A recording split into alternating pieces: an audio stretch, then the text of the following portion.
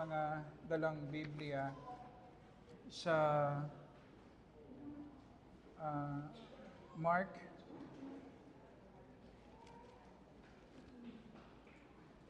chapter 10,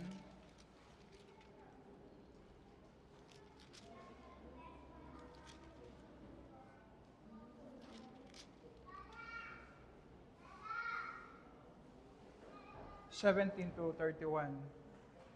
Mark chapter 10, 17 to 31. Basahin po natin. Nang siya'y naghahanda na sa kanyang paglalakbay, may isang lalaking patakbong lumapit sa kanya at pagluhod sa kanyang harapan, siya'y tinanong, "Mabuting guro, ano ang dapat kong gawin upang magmana ng buhay na walang hanggan?" Sinabi sa kanya ni Jesus, "Bakit tinatawag mo akong mabuti? Walang mabuti kundi ang Diyos lamang. Nalalaman mo ang mga utos. Huwag kang pumatay, huwag kang mangalunya, huwag kang magnakaw, huwag kang sumaksi ng kasinungalingan, huwag kang mandaya, igalang mo ang iyong ama at ina." At sinabi niya sa kanya, "Guro, ang lahat ng mga bagay na ito'y aking tinupad mula sa aking kabataan." Si Jesus, pagtingin sa kanya ay minahal siya at sinabi, "Isang bagay ang kulang sa iyo. Humayo ka, ipagbili mo ang lahat at ibigay mo ang salapi sa dukha at magkakaroon ka ng kayamanan sa langit at pumarito ka at sumunod sa akin." Subalit siya'y nanlumo at sa sinabing ito at siya'y umalis na nalulungkot sapagkat siya'y maraming ari-arian. At sa pagtingin ni Jesus sa palibot, ay sinabi niya sa kanyang mga alagad, napakahirap para sa mga may kayamanan na pumasok sa kaharian ng Diyos. At namangha ang mga alagad sa kanyang mga salita. Ngunit muling sumagot sa kanya si Jesus, "Mga anak, napakahirap." Sa kanila si Jesus, "Mga anak, napakahirap pumasok sa kaharian ng Diyos. Mas madali pa para sa isang kamelyo ang dumaan sa butas ng isang karayom kaysa sa isang mayaman ang pumasok sa kaharian ng Diyos." Sila'y lalong nagtaka at sinabi sa kanya, "Sino nga kaya ang maliligtas?" Tiningnan sila ni Jesus at sinabi, "Sa mga tao ito'y hindi maaaring mangyari, ngunit hindi sa Diyos, sapagkat sa Diyos ang lahat ng mga bagay ay maaaring mangyari." Si Pedro ay nagsimulang magsabi sa kanya, "Tignan mo, iniwan namin ang lahat at sumunod kami sa iyo." Sinabi ni Jesus, "Katotohanan ang sinasabi ko sa inyo, walang taong nag-iwan ng buhay o mga kapatid na lalaki o kapatid na babae o ina o ama o mga anak o mga bukid dahil sa akin at dahil sa magandang balita, ang hindi makakatanggap ng 100 ulit ngayon sa panahong ito ng mga buhay at mga kapatid na lalaki, mga kapatid na babae, mga ina at mga anak at mga bukid na may mga pag-uusig at sa darating na panahon ay walang hanggang buhay. Ngunit ang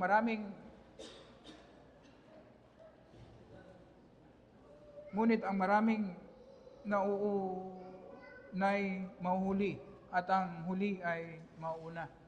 Panginoon, tulungan mo po kami sa pag-aaral namin patungkol sa kayamanan, patungkol sa salapi. Ikaw po, Panginoon, ang magbigay ng wisdom sa amin. At tulungan mo po kami, Panginoon, na makita namin ang maraming mga dangers at tumugon kami ng tama na ang maging kayamanan sa aming mga puso ay hindi ang aming mga salapi, kundi ang aming Panginoong Yesus. Upang maging good steward kami, Panginoon, sa mga salaping pinagkatiwala mo sa amin. Sa pangalan po ng aming Panginoong Yesus. Tayo po ay nasa serye ng ating pag-aaral patungkol sa pagkakaloob, patungkol sa salapi. At ito po ay ginawa natin pagkalipas pa lamang ng maraming taon. After 5 years, ngayon pa lamang natin pinag-aaralan ang patungkol sa pagkakaloob. So, importante na maging malinaw na ang pagkakaloob ay isang parte lamang na maraming aspeto ng ating buhay. At hindi po kamukha ng maraming mga iglesia ngayon na every Sunday ay meron silang mensahe patungkol sa pagkakaloob na ginagawa nilang pagkakitaan ang pagtuturo ng salita ng Panginoon. So hindi po. Iniiwasan po natin ang maging ganon, i-commit din ang ganong kamalian, pero sa kabilang banda, hindi po natin pwedeng iwasan na pag-aralan ang patungkol sa salapi, ang pagkakaloob, dahil ito ay tinuturo ng Panginoon sa kanyang banal na salita. At makikita natin ito unang-una na merong isang rich young ruler, mayaman, na lumapit sa ating Panginoong Yesus. At gusto niya magkaroon ng buhay na walang hanggan. At makikita natin sa tugon ng ating Panginoong Yesus, dahil ang lalaking ito ay mayaman, ginagawa niyang idol ang kanyang kayamanan, at nakikita niya ang kanyang sarili na mabuti, makikita natin ang wisdom ng ating Panginoong Yesus kung paano siya sumagot. Ang sabi ng ating Panginoong Yesus, sundin mo ang lahat ng mga kautusan. Sumagot ang mayaman. Ang sabi niya, magmula pagkabata, sinusunod ko na yan. Alam nating hindi po totoo yun. Dahil ang sinasabi po ng Bible, walang mabuti, wala kahit isa. At ang paraan ng Panginoon para ipakita na hindi nga niya sinusunod ang mga kautusan patungkol sa kanyang kapwa, ang sabi nga, ibenta mo ang lahat ng iyong ari-arian at ipamigay mo sa may hirap ang lahat ng iyong makukuha. At makikita po natin ang mayamang lalaki ay tumanggi, hindi niya kayang ibenta ang kanyang mga ari-arian. So ang ibig sabihin lamang po, hindi totoo na minamahal niya ang kanyang kapwa gaya ng pagmamahal niya sa kanyang sarili. At merong kakaiba sa tagpong ito na gusto ko pong masilip natin. Sa maraming pagtuturo ng ating Panginoong Yesus, halimbawa kay Nicodemo, sa John chapter 3, si Nicodemo ay isang mayaman din, pero hindi siya inutusan ng Panginoon na ibenta mo ang iyong ari-arian at sumunod ka sa akin. At kay Sakeo, ganun din. Makikita natin na ang pagbibenta ni Sakeo ng kanyang mga ari-arian at pagbabalik niya ng kanyang ari-arian sa mga inagrabyado niya, yun ay bunga lamang ng kanyang pananampalataya. Hindi siya inutusan ng Panginoon. Makikita natin na merong kakaiba. Merong kakaiba sa tagpong ito na hindi po sinasabi ng Panginoon na kung gusto mong maligtas ay kailangan ibenta mo ang lahat ng iyong ari-arian. Hindi po. Ang sinasabi po dito na sa tagpong ito, ang lalaking ito makikita natin dahil nakikita ng Panginoong Yesus ang kanyang puso na sinasamba niya ang kanyang salapi. At ang kanyang salapi, makikita natin, ito ngayon ang nagiging hadlang para sumunod siya, manampalataya siya sa ating Panginoong Yesus. At dumating sa conclusion ang ating Panginoong Yesus, ang sabi niya, mas imposible na maligtas ang mga mayayaman. Mas madali pa para sa isang kamelyo ang makapasok sa butas ng karayom kaysa sa isang mayaman na makapasok sa kaharian ng Diyos. So ang isang malinaw na makikita natin dito, merong dangers na dinadala ang kayamanan. Ito po ang malinaw. Merong spiritual dangers na dinadala ang kayamanan. Merong isang paraan para i-test natin ang ating sarili.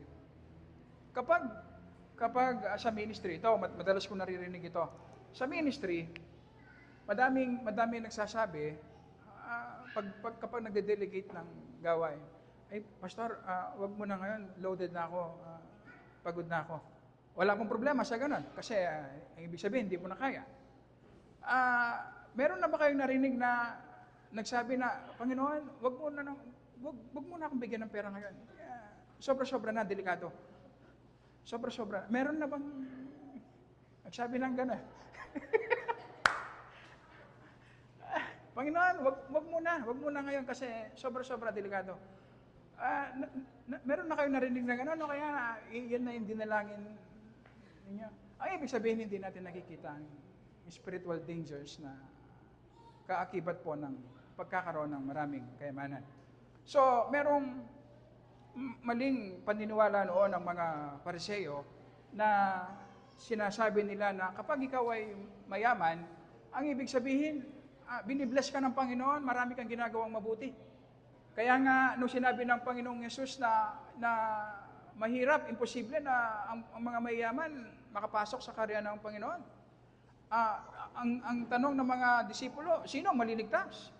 Kasi kapag mayaman ka nun, ang kaisipan nila, binibless ka ng Panginoon. Meron kang ginagawa, nire-reward ka ng Panginoon sa iyong ginagawang mabuti. At kapag naman ikaw ay naghihirap, ang ibig sabihin, meron kang ginagawang masama, kaya hindi ka binibless ng Panginoon. So, makikita natin sa Bible, ang salapi, pagdating sa salapi, wala pong problema sa salapi. Ang salapi po, ang kayamanan, neutral, iyan. Iyan po ay blessing ng Panginoon, ibinibigay, pinagkakatiwala ng Panginoon sa atin. Nagkakaroon ng problem sa ating attitude, sa kung papaano po natin nakikita ang salapi. Halimbawa, sa unang Timoteo chapter 6, hindi po sinasabi doon na ang salapi ang may problem. Ang pag-ibig sa salapi ang nagtutulak sa atin sa maraming kapahamakan. Ang pag-ibig sa salapi, hindi po mismo ang salapi. At makikita natin sa rich young ruler, makikita natin ang naging hadlang upang siya ay manampalataya sa ating Panginoong Yesus ay ang kanyang pagmamahal sa salapi. At alam niyo po ba, sa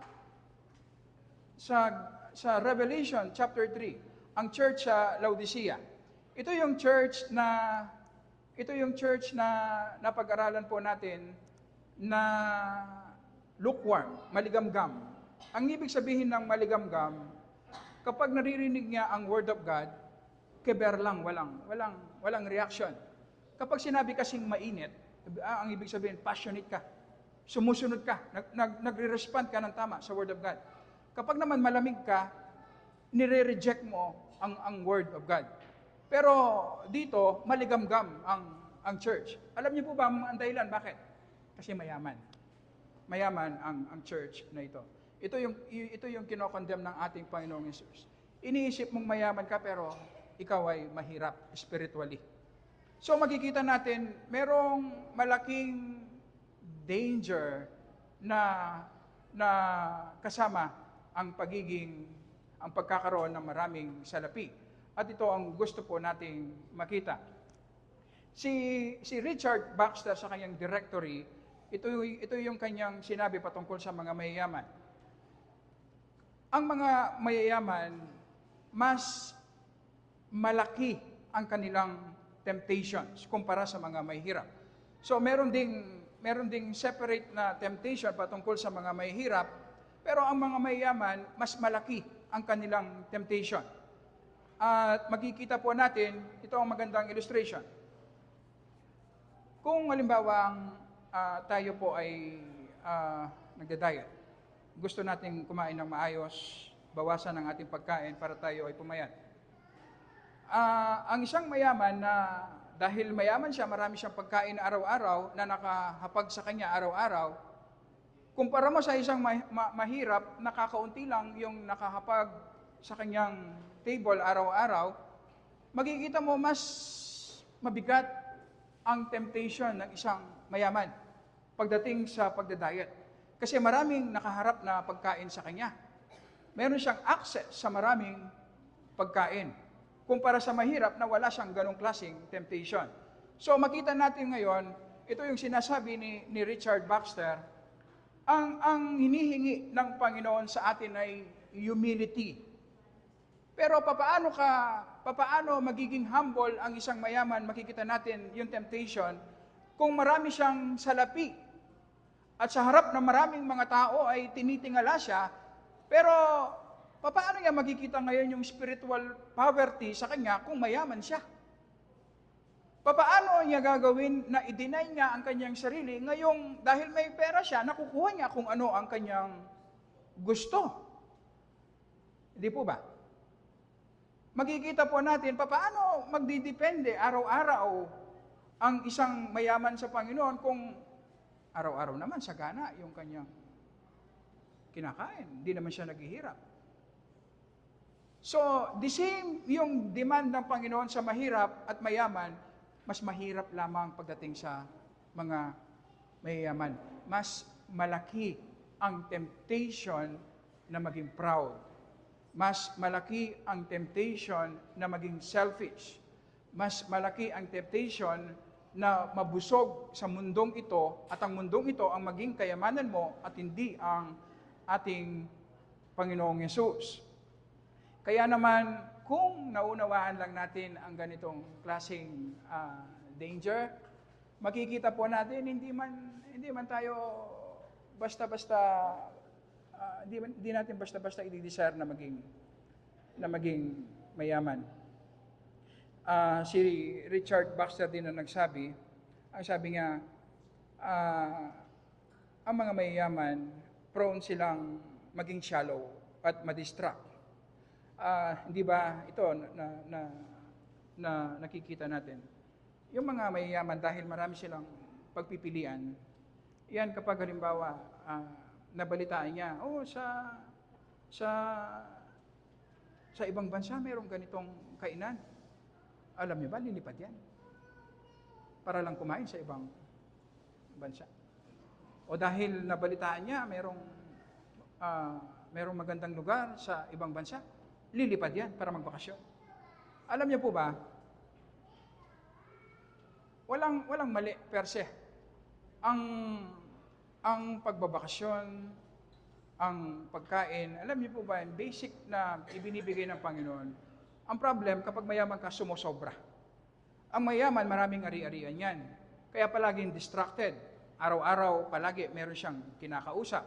Araw-araw, palagi meron siyang binabantayan. So, makikita po natin, ang isang mayaman, distracted siya. May tanong ako, ang mayaman ba dahil mayaman siya, mas marami yung oras niya kumpara sa mahirap? Hindi, parehas lang, di ba? Pero dahil distracted ang mayaman, marami siyang ginagawa at marami siyang pinagpipilian sa buhay, nakakalimutan niya yung pinaka-importante. Na ang nagmamatter sa Panginoon ay ang kingdom ng Panginoon. Ang nagmamatter sa Panginoon ay yung mga tao, pagtulong sa mga tao. Pero ang mayaman dahil nga marami siyang pinagpipilian, distracted siya. Marami siyang ginagawa na hindi naman kasalanan per se, pero nasasayang ang kanyang oras. Yung oras sana na pwede niyang i-devote, i-invest sa kingdom ng Panginoon, saan niya ginagamit ngayon? Sa kanyang negosyo, sa pagkikiusap sa maraming mga tao, sa kanyang pleasure, sa kanyang leisure, o kung makita lang natin ang ginagawa ng maraming mga mayaman. As in, ang pagka-travel, ang pagkain, inuubos nila ang kanilang oras sa mga bagay na ito. Ang problem, limitado ang ating oras. Limitado ang oras natin sa mundong ito. At meron tayong dapat gawin. Kapag mayaman, makikita natin, nakakalimutan. At si Tim Keller ang nagsabi, ang isang paraan bilang karagdagan sa ating pag-aaral sa nakaraan, ang isang paraan para ma-detect natin kung ginagawa nating idol ang salapi, ganito. Ang sabi nga, sa mga mayayaman, makikita mo, ang sabi ni Tim Keller, isolated sila. Di ba ganyan yung mga mayayaman, di mo maabot?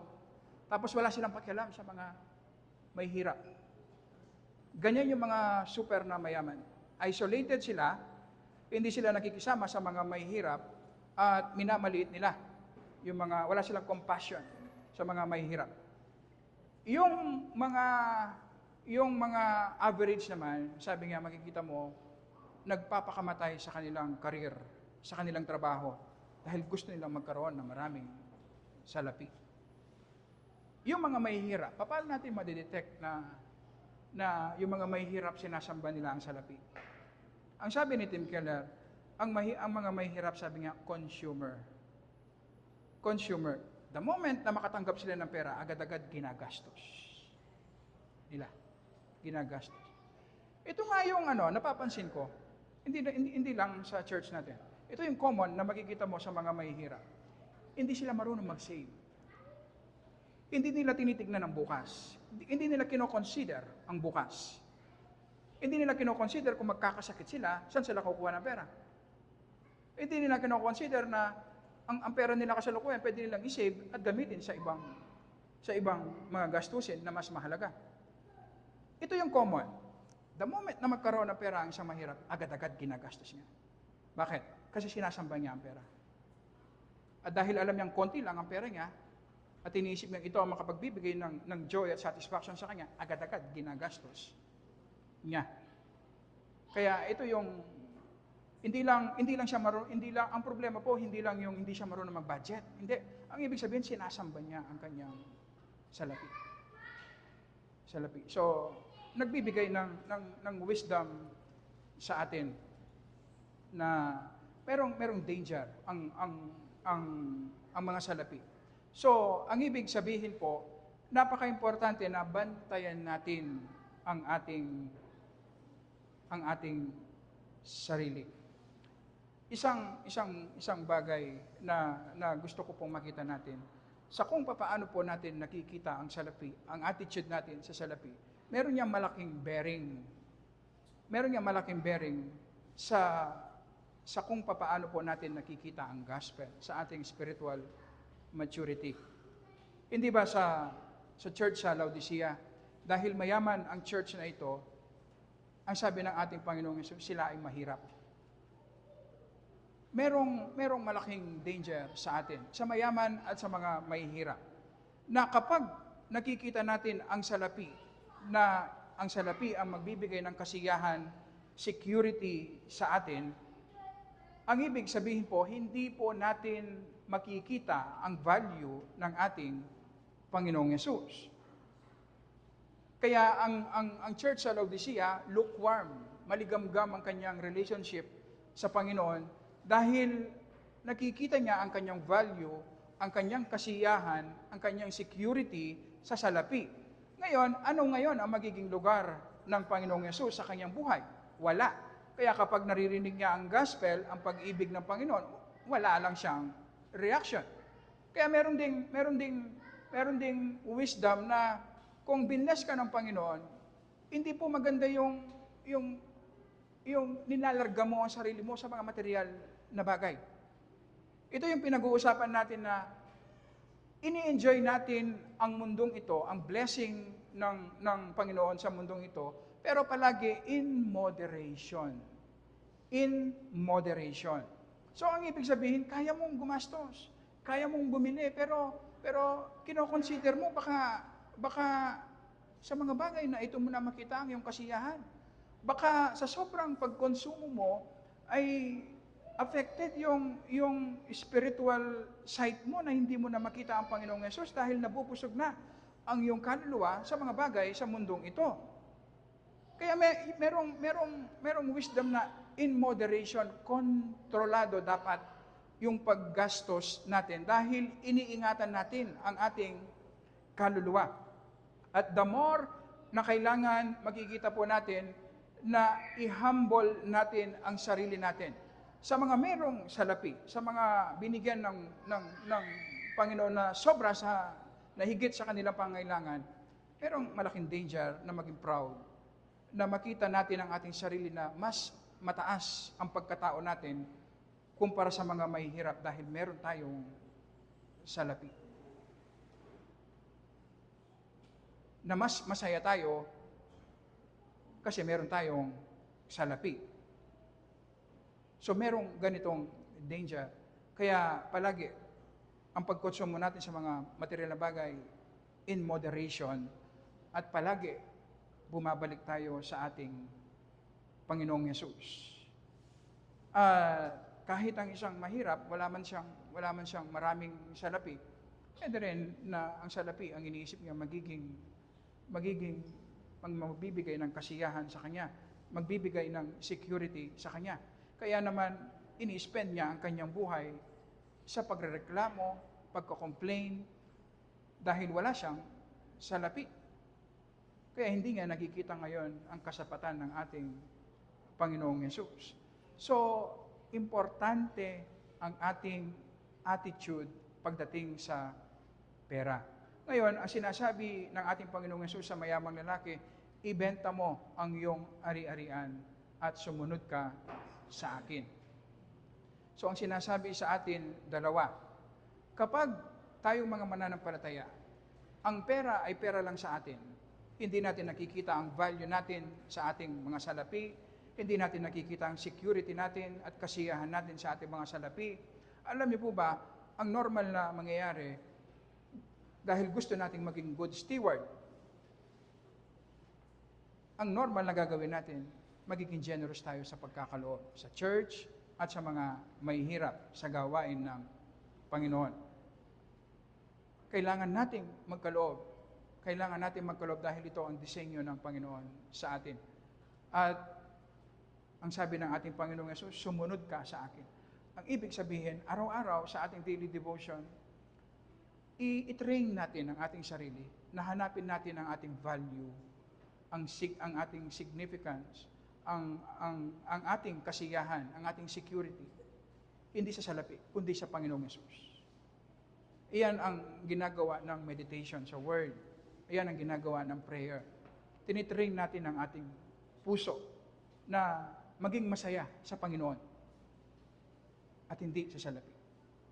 At alam niyo po ba, kapag ang isang mahirap, nararanasan niya ito, kamukha ng exhortation kanina, kahit ang isang mahirap, pwedeng maging generous sa pagkakaloob.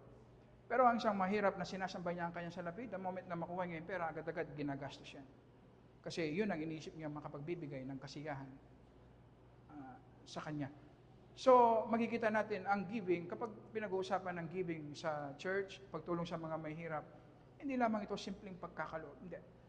Involved dito ang ating puso. Paano natin nakikita ang salapi? So, malalim. Ang totoong generosity sa Scripture ay bunga ng maturity. So, makikita natin ngayon na dahil merong spiritual dangers na kasama ang pagiging mayaman, makikita natin ang wisdom ng Panginoon. Gusto nating maging mayaman pero hindi tayo binibigyan ng maraming kayamanan ng Panginoon kasi masisira tayo. Mas mahirap po kasi ang maging mayaman spiritually kaysa sa maging mahirap.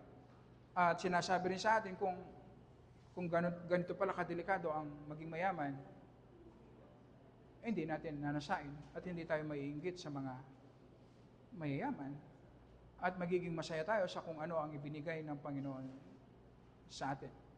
Dahil ang kasiyahan natin sa Panginoon, hindi sa ating salapi. At sa kung ano ang ibinibigay ng Panginoon sa atin, magiging good steward tayo. Magiging generous tayo. Dahil mag-i-invest tayo sa mga bagay na eternal. Gawain ng Panginoon, mga tao. At kapag ganito ang ginawa natin, yung pera natin, makakasama natin sa susunod na buhay. Maghihintay sa atin ang ating mga salapi.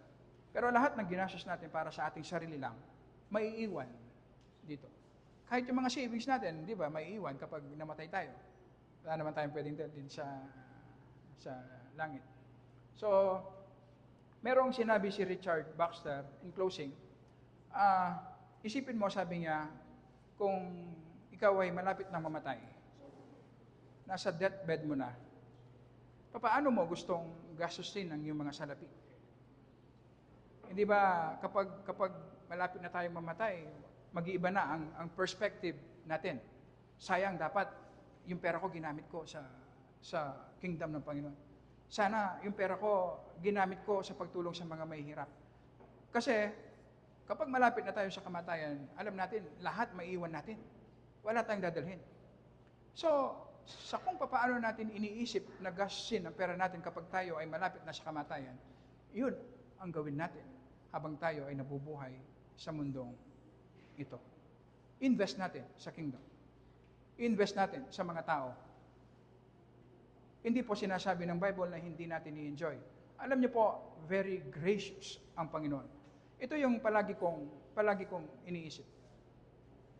Kung ako na isang makasalanan na magulang, kapag nag-provide ako sa aking mga anak, gusto ko yung ma-enjoy niya.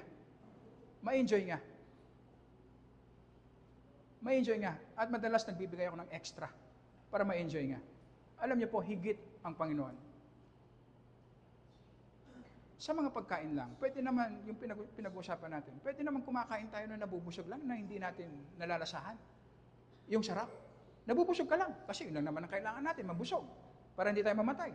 Pero gracious ang Panginoon na kapag kinain mo yung adobo, talagang lasang-lasa mo yung toyo tsaka yung vinegar, suka.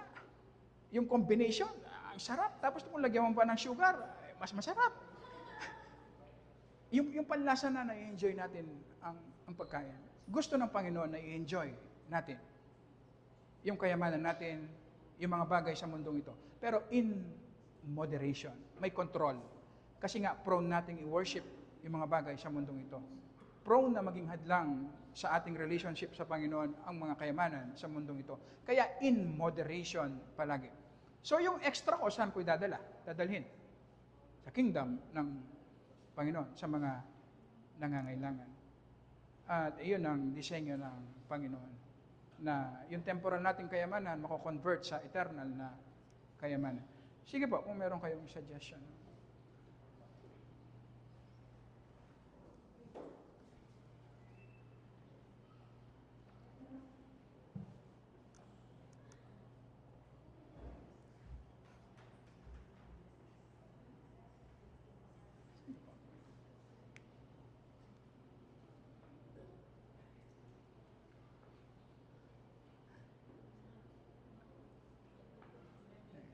Sige, Sister Juliet.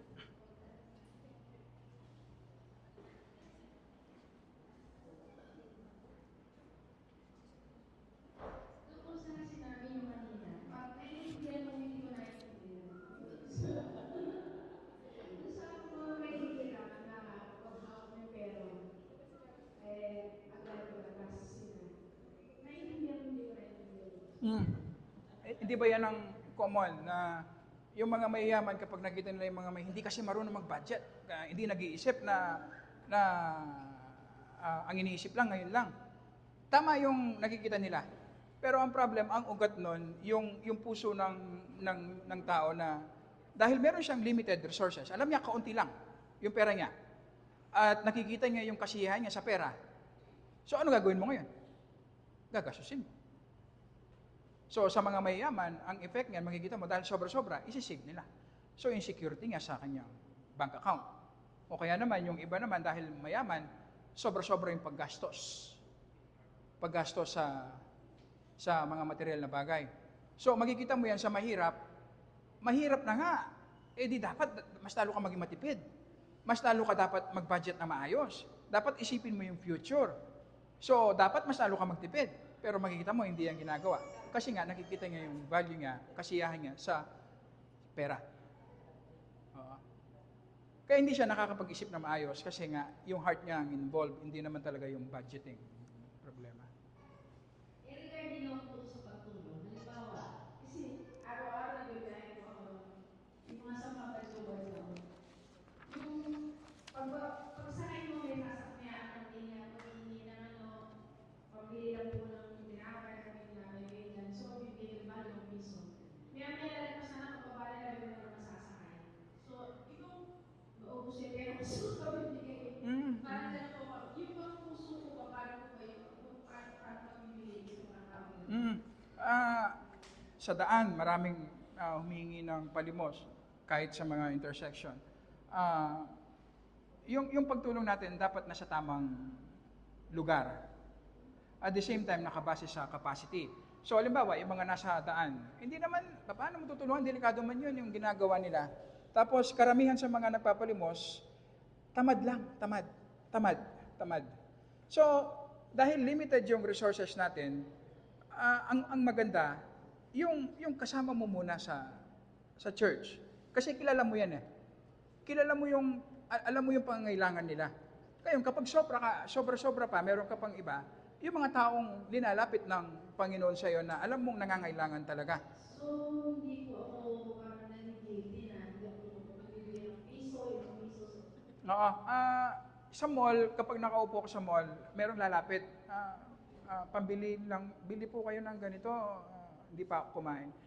Usually hindi ko ini-entertain kasi hindi ko naman kilala. At saka, bawal man yun. Bawal sa policy ng mall na magbenta ng ganon.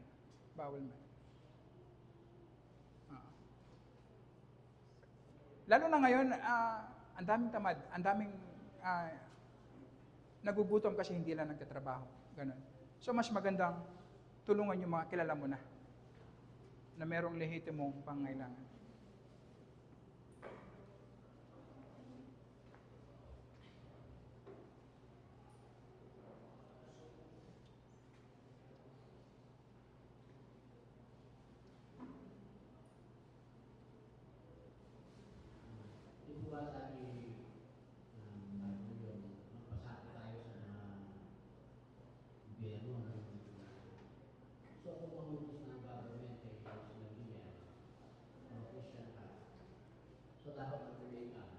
Opo. Kasi maaari yung principal mo tama, pero mali. So kung halimbawa yung mga issue sa daan, so yung rules ng government na sa kanila, Tama po. Lalo na delikado kasi sa kanila. saka danger sa kanila, sila, Opo. kaya yung government, hindi lahat pinamasakot yung pagpapatupad. So tayong mga mamamayan ng Pilipinas, kung natin i-obey natin yung procedures, makakatulong tayo sa government. At mabibigyan sila na kung talaga nangangailangan, meron namang tulong na ibinibigay ang government. Kaya natin sa tamang proseso. Tama po. So siguro bilang Kristyano, hindi tayo mag-uuwi ng sin kung hindi tayo mag-uuwi. Meron tamang pagkakaloon. Ang isang paraan din po natin ng pag-submit natin sa government, yung pagbabayad natin ng tamang buwis. Kung Kristyano tayo, kailangan tayo magbayad ng tamang buwis. Pagsikapan natin. Alam ko mahirap kasi masyadong mataas ang buwis na hinihingi sa atin. Pero iyon ang tama at ni-require sa atin ng Panginoon.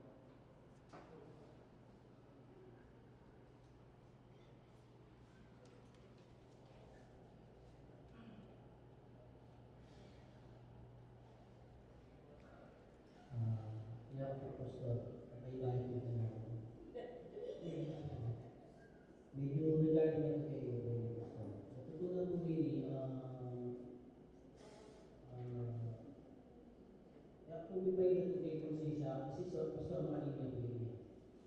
Tagalog. Ay, yung lahat po na sa trabaho ko, ito sa trabaho ko. Yung lahat po ng drivers na kasama ko, ito yung ginagawa. Sa trabaho po namin, dinala kami sa isang lugar na malayo, kaya ng Tubigaraw or Isabela. Or Lawak. Nilalayo po yung Ilocos. Region po. Ngayon, inaalok po yung driver dahil marami yung delivery kasi malayo nga po. Inaalaw na kumuha siya ng helper. Ngayon, dahil wala namang gustong sumamang helper, dahil pababa lang po ibibigay yung company. Wala siya sa minimum. Ang gagawin ng driver, gagawin din dalawa yung sarili niya. Driver siya, helper siya. Ngayon, tanong ko po, dahil nangyayari po ito, actually, gusto ko pong sundin yung ng Panginoon dahil alam ko hindi tama. Pero pag iniisip kong marami ang matatapakan ng mga driver na kagaya kung ginagawa nila yun, although, halimbawa, truck yun dala, mas malaki yung bibigay na allowances, meron siyang premium, kailangan pa rin kumuha ng helper. Ngayon, kapag hindi mo ginawa yun, Pastor, kung questionin ng company, bakit ikaw, ganyan, yung Iba yun. ito, mayroong kinukuhang helper. Parang yung driver ko, sinabi mo sila, sinungaling lahat. Ah, Ikaw lang yung mabuti. ah, Ngayon, kaya naman gusto ko tulan, pastor, yung kilala natin sa sarili natin, na gusto natin na maging matapat kahit sa maliliit na bagay lang. ah, Hindi ko magawa dahil nga po, pag yung mga driver yung sila yung magagalit siya. gagaling ka, gagaling sila, magiging sila na. Pagbago mo, ginawa mo kami lahat sinungaling. Mm. Ito yung totoo naman po, ginagawa nila eh. Ngayon, ako, actually, kaya ako nakakausap sa Brother RJ. Ang ginagawa ko, sabi ko, sa trabaho ko, gusto ko maghanap ng iba. Yung kahit na yung mga kaibigan ko sa pastor, dahil sa trabaho namin, Mm. marami nang sabi sa akin na, mag-apply ka. Mm. Mm. Kasi dati naman po ako agent. Kaya lang, kapag nakakausap ko yung mga kagaya ko rin natin sila, agent ngayon, puro under the table or behind the scene, maraming Mm. Mm. maraming foul na mali, hindi tama. Sabi ko, siguro dito na lang ako sa pagiging driver. Sa pagiging driver, meron din. Ngayon po, gusto ko pong malaman din kung ano yung mas maganda gawin para sabihin, may sinasabi ko pa gusto ko na rin mag-design para maiwasan. Pamalit paano sa malaki, kasalanan pa rin yan. Huwag ka muna mag-resign. Huwag ka muna. Wala akong Wa- wa- So, yung mga ganyan, pinag-iisipan, pinag-pray, kasi nakataya yung pamilya. So, kung kailangan mong gawin yung tama, gawin mo yung tama. Pero iwasan mo lang yung attitude mo na tama. Usually kasi sa workplace, ang nagiging offensive yung attitude na nagiging self-righteous na mahirap na nga para sa iba na tanggapin. Sinasabi mo pa, binabandera mo pa. So gawin mo lang ng tahimik yung tama na hindi ka nagko-condemn, hindi ka nagsasalita ng hindi naman kailangan. Pabayaan mo ang Panginoon na siya yung kumilos. Ngayon, mababawasan yung income mo kasi hindi ka nandadaya. So, bagay na ipinagkakatiwala mo sa Panginoon na kapag ginagawa natin yung tama, sumusunod tayo sa kalooban ng Panginoon, at nalalagay sa alanganin ng kabuhayan natin, ang burden nasa Panginoon. Ang burden nasa Panginoon. At sina-challenge natin na para bang sinasabi natin na, Panginoon, kaya mong i-provide ang aking pangailangan. At based sa experience ko bilang isang mananampalataya, the more na pinagkakatiwalaan mo ang Panginoon, the more na nire-reject mo ang pera, the more na bibigyan ka ng Panginoon. Hindi ko sinasabi yung prosperity na. Hindi. Kapag pinagkakatiwalaan natin ng Panginoon, ang ibig sabihin, hindi natin nakikita yung value natin sa pera, sa Panginoon natin nakikita. Ang ibig sabihin, tama yung puso natin. Kapag tama yung puso natin, ipagkakatiwala ng Panginoon yung maraming salapi sa atin. Safe na ipagkatiwala sa atin. Kahit naman tayo bilang tao sa mga bata, halimbawa sa mga anak, hindi mo bibigyan ng pera yung anak mo na magastos. Hindi mo siya bibigyan ng maraming pera. Kasi alam mo sasayangin lang. Pero kapag ang anak mo, alam mo ang responsable, hindi naman siya magastos, ginagamit sa tama, bibigyan mo na mas marami. So, importante yung attitude natin pagdating sa salapi. Importante. At the more na kinikrave natin ang salapi at pinagkakait natin sa Panginoon, hindi lang tayo nasisira, kundi parang sinasabi natin sa Panginoon, hindi niya tayo pwede pagkatiwalaan.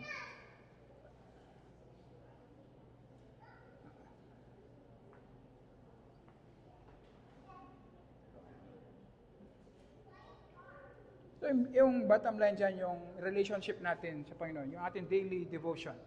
Importante ang ating daily devotion. Importante. Importante. Nabubuhay tayo sa mundong nakikita ang kanilang value sa salapi, ang kasiyahan sa salapi. Kaya makikita mo ang maraming post sa Facebook palagi, bakasyon, pagkain, mga material na bagay, ibinabandera. Yan ang worldliness na indirectly sinasabi nilang magiging masaya ka kung meron kang ganito. At kung hindi natin ginagawa ang ating daily devotion araw-araw, kawawa tayo, susunod tayo. Susunod tayo sa worldliness na ating nakikita. Kasi yung puwersa malakas. So kailangan nating lumaban ang ating daily devotion na nire-remind natin ang ating sarili. Ang kasiyahan natin wala sa salapi. Ang value natin wala sa salapi. Ang security natin wala sa salapi, nasa Panginoon. At yun ang pilit natin pinagpipray na maranasan natin. At mag-iiba ang ating attitude sa pera, sa kayamanan. Mag-iiba. Mag-iiba. So, meron pa pong question bago tayo magsara? Okay. Kung wala na po, mag-pray tayo. Panginoon, salamat po sa wisdom na ibinibigay mo po sa amin. Hindi po namin nakikita, Panginoon, na maraming pagkakataon na iniingatan mo kami. Dahil hindi mo binibigay ang inihingi naming kayamanan at gusto naming kayamanan. Salamat po. Tulungan mo po kami, Panginoon, sa mga kayamanang pinagkakatiwala mo po sa bawat isa sa amin. Tulungan mo po kami magkaroon ng maturity na maging good steward, faithful steward, Panginoon. Dahil ayaw po namin maging kasiraan sa amin ang mga kayamanang pinagkatiwala mo po, Panginoon. Gusto po namin na maging blessing sa amin. At tulungan mo po kami na gamitin namin ang mga salaping ito, hindi lang po sa aming personal na pangangailangan, kundi para sa iyong kingdom, para sa mga taong nilalapit mo sa amin na merong lehitimong pangangailangan, Panginoon. At tulungan mo po kami araw-araw at i-remind mo kami at iparanas mo sa amin ang kasiyahan na hinahanap namin, Panginoon, ay mararanasan lamang namin sa iyo. Tuwing tumitingin kami sa krus ng aming Panginoong Yesus na ipinakita mo ang iyong pag-ibig sa amin sa kabila ng aming pagiging makasalanan. Na ang aming Panginoong Yesus, siya po ay mayaman, pero pinili niya maging dukha, namatay sa krus, upang kaming mga dukha, spiritually, ay maging mayaman sa iyong harapan. Tulungan mo po kami, Panginoon, na masatisfy ang aming mga puso sa aming Panginoong Yesus. Sa pangalan po ng aming Panginoong Yesus. Amen.